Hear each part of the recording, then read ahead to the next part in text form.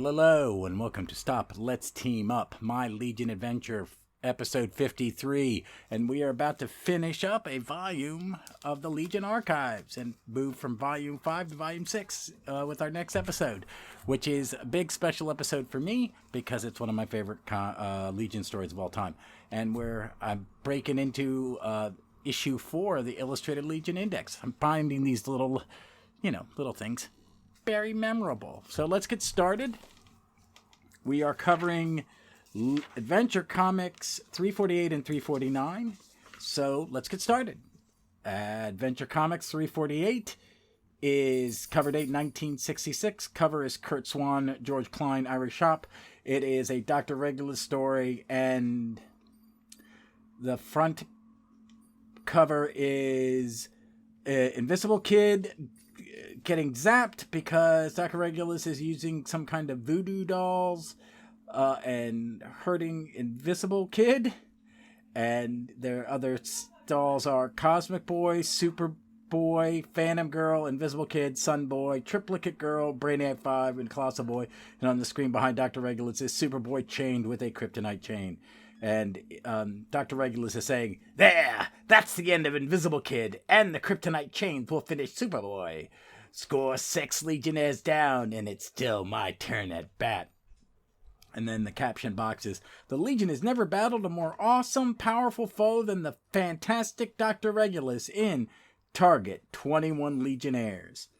This story is called Target 21 Legionnaires. It's 24 pages. Part 1 is called And Then There Were None, and Part 2 is called Birds in a Golden Cage. Credits are editor, plotter, Mort Weisinger, plotter, scripter, penciler, layouts only, Jim Shooter, penciler, inker, George Papp, letterer, Milton Snap-In. Roll call: Cosmic Boy, Dual Damsel, Phantom Girl, Invisible Kid, Colossal Boy, Superboy, and Sun Boy, Saturn Girl, Lightning Lad, Chameleon Boy, Star Boy, Supergirl, Shrinking Violet, Ultra Boy, Monel, Matter Eater Lad, Lass, Element Lad, Princess Projector, Pharaoh Lad, and Karate Kid, and Brainiac 5. And the villain is Dr. Regulus. We see another election, and this is the 5th election, and Invisible Kid is elected leader, and Superboy is elected deputy leader. Now, let us get on with the synopsis. Superboy arrives in the 30th century, just in time to vote in the current Legion election. Invisible Kid is elected leader, with the Boy of Steel as deputy. A regular meeting follows, after which Legionnaires adjourn to Metropolis Arena to entertain children from the Interstellar Orphanage in a charity show. During their performance, an earth tremor interrupts the program and knocks Sunboy unconscious. Upon waking, however, he has amnesia and flies off. At the same moment, word reaches the heroes that their clubhouse has been stolen. Deciding that the latter is more pressing concern, the Legionnaires return to find an empty pit where the clubhouse once stood. The villainous responsible, Dr. Regulus, a man clad in golden armor who uses it to draw power from the sun, watches them on his monitor and gloats, particularly over eliminating his major threat. He then steals a second structure, the Travis building, and as the Legionnaires come after him, he blasts their craft from the sky. Meanwhile, Sunboy has wandered into a nuclear power plant and fallen asleep from exhaustion. The Legionnaires survive and overtake Regulus' ship. Once inside, they split up to locate the criminal. Colossal Boy is overcome by a gigantic robot. Dual Damsel, Phantom Girl, and Brainiac 5 are defeated by a robot duplicate as Cosmic Boy. Superboy is attacked by a kryptonite-wielding robot. Cosmic Boy is knocked unconscious by heavy metal clamps pinning him to a wall, and Invisible Kid is shocked insensible by a charge of sunlight. Just as Dr. Regulus is about to destroy the heroes, however, Sunboy, whose memory has returned, appears. The other Legionnaires are freed, and Dr. Regulus delays them long enough to depart in an escape rocket. The Legionnaires return to their clubhouse and the Travis building to their rightful places, and Sunboy explains how Regulus, once a scientist at his father's atomic plant, had been accidentally responsible for giving him his powers long ago.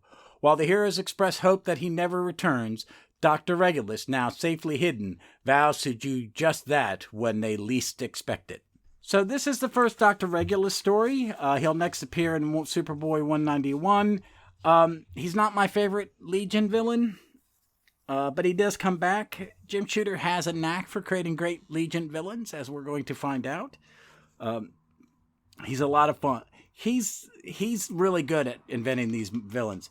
This is a good story. One thing I do like about it is that George Papp is back as the penciler, which was nice to see him back. It's different. He's inked by Muldorf, but it's just nice to see him.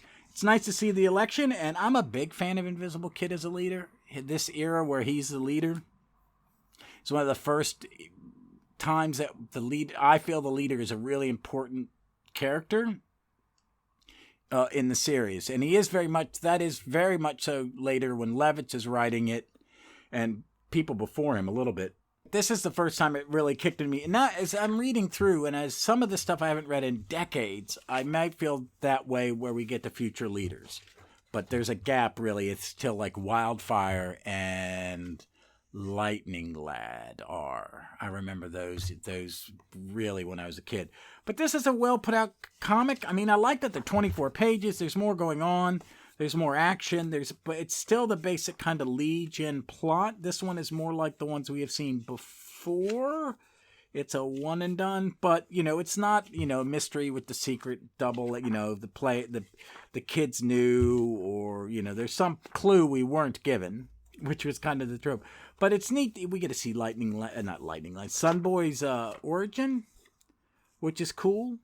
But let's kind of go through it. I mean, it's got a great the splash page for the first chapter has like a 10. It's take on the, and then there were none.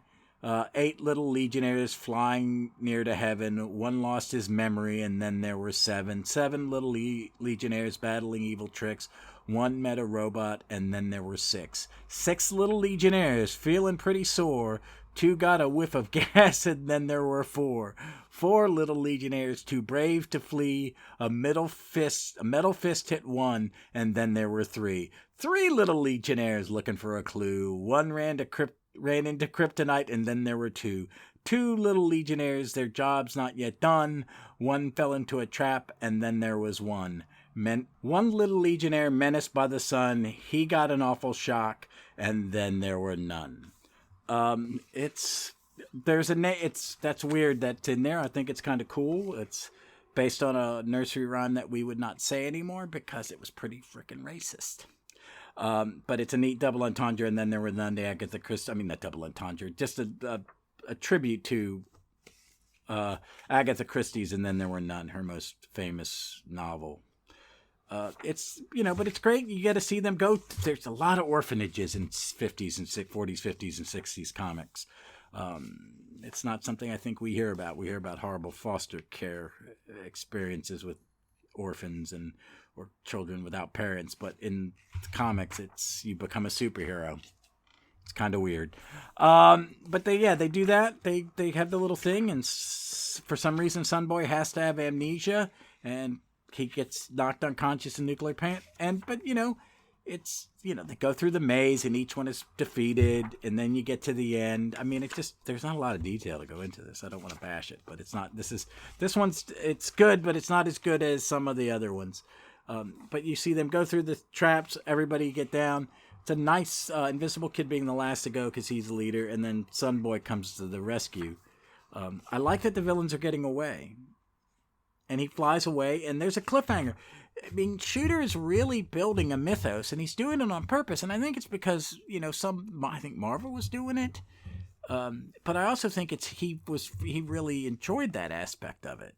And as a whole, I've said I've not liked it because I'm not a Regulus fan, but that's about the only reason it's not, I can't believe I'm reading this, because it's just okay. It's good. But it's got all the good things that a Legion story of this era should.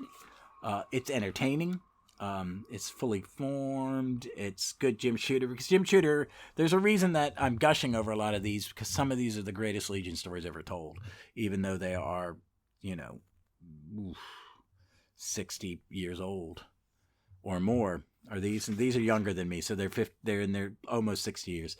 But let's move on to Adventure Comics 349, cover date October 1960.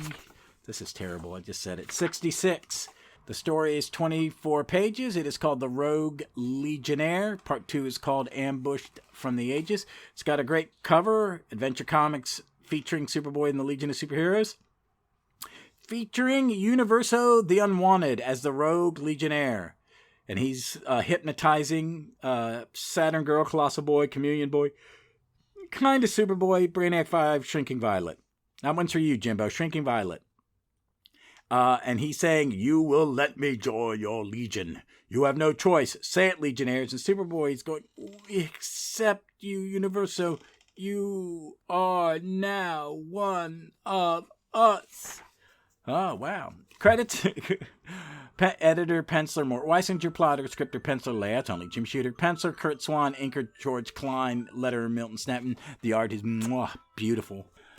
Featured characters are Saturn Girl, Chameleon Boy, Colossal Boy, Brainiac 5, Shrinking Violet, and Superboy. We get to see Professor Huxton of the Chrono Research Lab again, and first appearance of Rond Vidar. And villain is Universo. Real name Argus Ornax III. Real name is revealed in Superboy 207, also known as Vidar.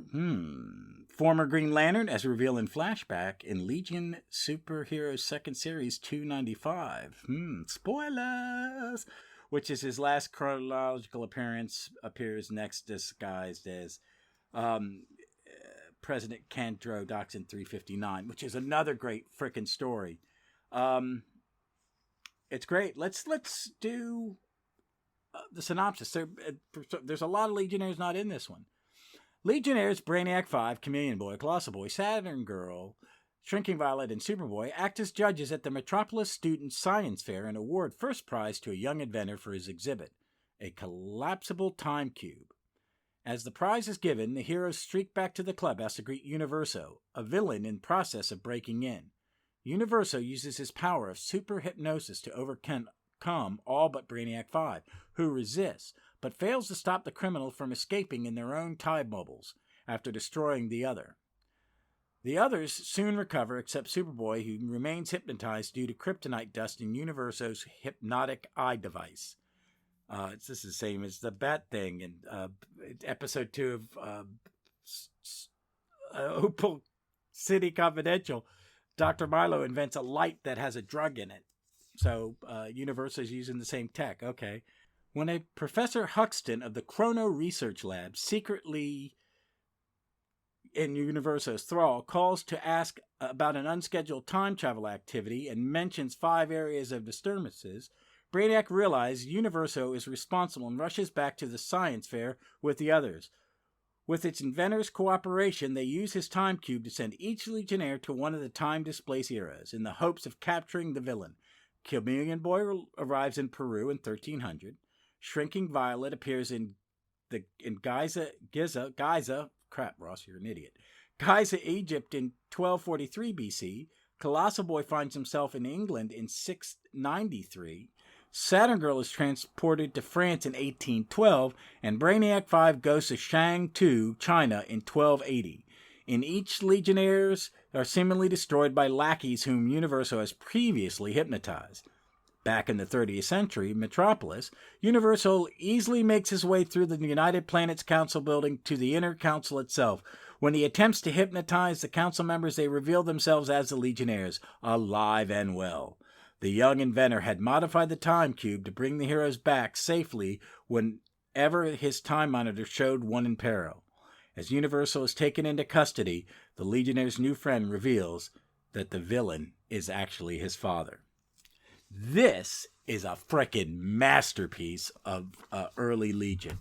I've already said how much I love the art. The art is absolutely stunning. It is perfect in every sense of the word. It is this wonderful Kurt Swan, George Klein, Silver Age, Superman family gorgeousness. This inner splash page is Universo in the center, and 5 beams are shooting out, and that creates 5 triangular-ish panels. Brainiac 5 tied to a gong in China. English knights shooting arrows at Colossal Boy.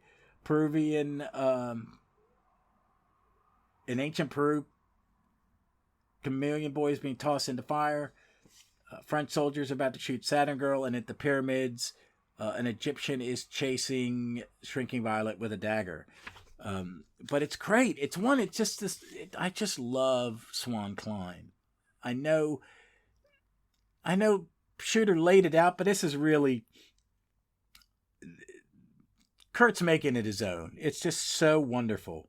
It's got all that fun. It's got that.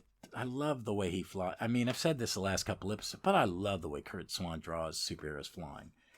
And I love how every Legionnaire is very distinct. And we haven't seen Shrinking Violet in a while. I love it. Jimbo, I'm happy for you. Shrinking Violet, your character. I haven't seen my Light Element Lad in a while.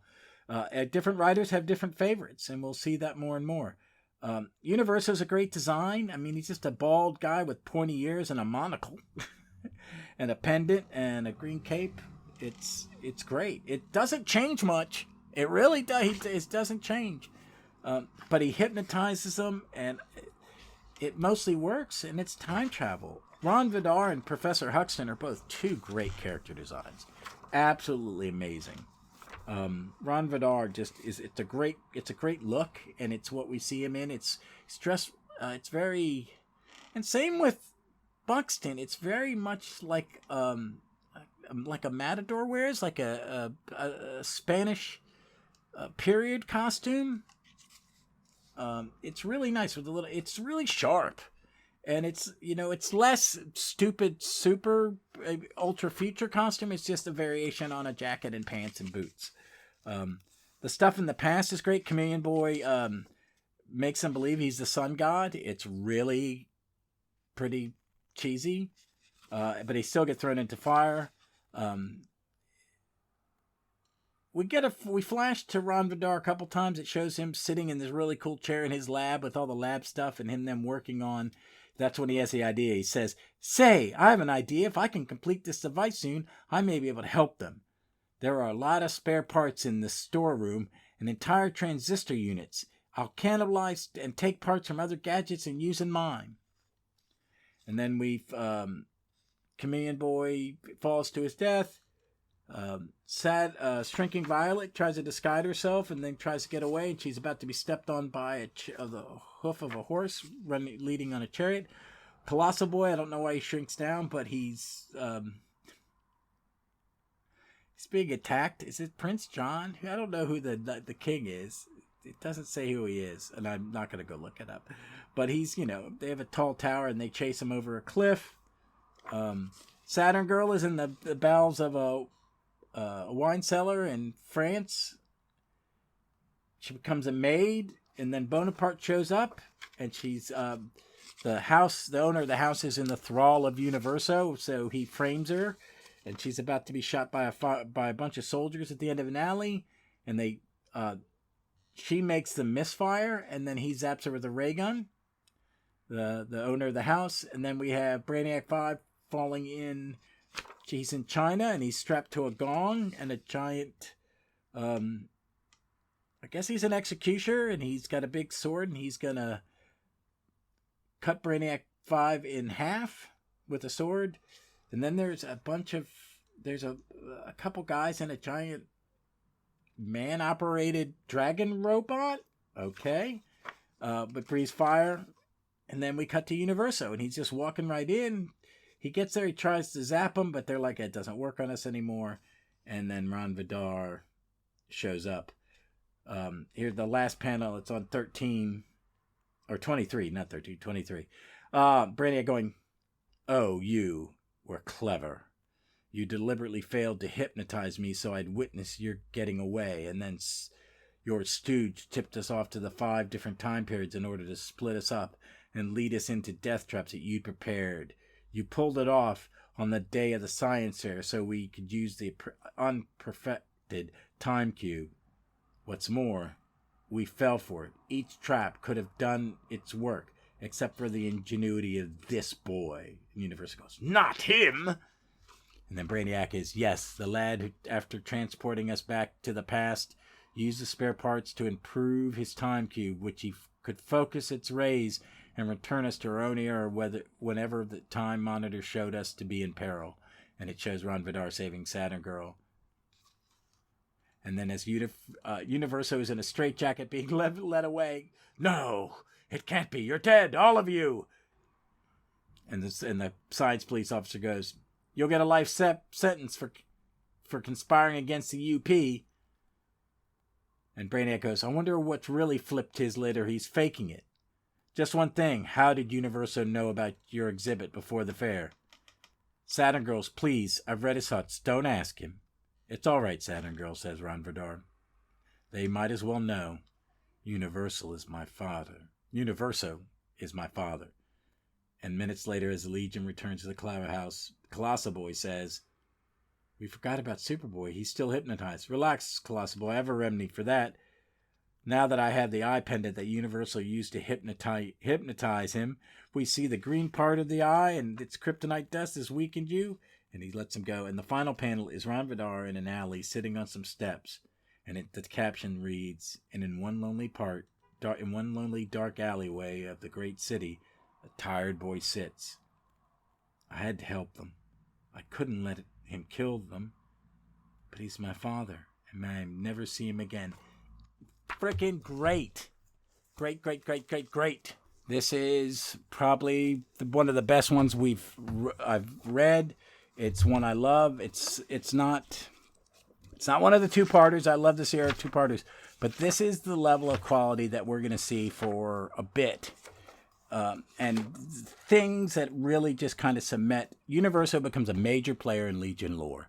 Huge player. He pops up about 3 or 4 more times. They're always great. He is too big. He has another big arc coming up, a big story coming up. It's like 2 issues, which is freaking brilliant. And then the Universo project later in the Levitz Giffen era is a masterpiece. Well, it's not Giffen. I think it's LaRocque at that point.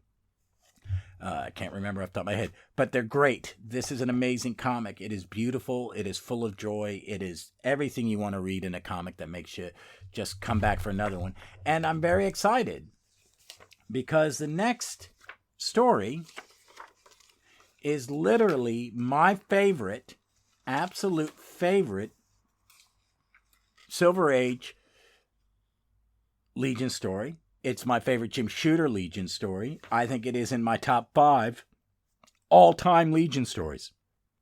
It's amazing, and I can't wait to talk to you next week about it. It's just glorious. But check these 2 out. I read it in Legion Archive Volume 5. I wish I had I see that Ollie's, they have some of the omnibus for sale, but I am a little broke, so no, unless someone wants to gift me them. But I don't expect that. Not my wife's not buying them for me. I wish I don't ever want to upgrade from my archives, but I wouldn't mind to see what's in the omnis. I don't know the difference. I plan on kind of looking into it, but I've not had a real chance. I really would like to kind of look at the mappings and see what's different, but I just can't. Those aren't things. There are certain ones I'm saving up for a recent Omni, and then next month is another Marvel Omni I really want, and at the end of the year or some of the I'm really trying to. I'm being very strategic right now. I'm trying to get some compendiums that I want to read. I really would like to cover some Image stuff, and there's a book I like, and there's a team inside that book which I kind of want to look at as an excuse to read it. You'll find out about that if I win this auction and get it at the price I want. But that's it for this week. There will not be an episode this weekend, as I'm going to visit my best friend in the whole world, Victoria, and her wife, and my amazing goddaughter. Victoria is my partner on Gallifrey's Most Wanted, and we're just going to hang out and spend some time. I've not been able to go up there since before COVID, and they only live in Baltimore, and I'm in Richmond. So I'm about, when I finish editing and post this, I'm going to pack my bags and get ready to go in the morning. All right, folks, you know the drill. As always, be smart, be safe, be kind to one another, and read some comics.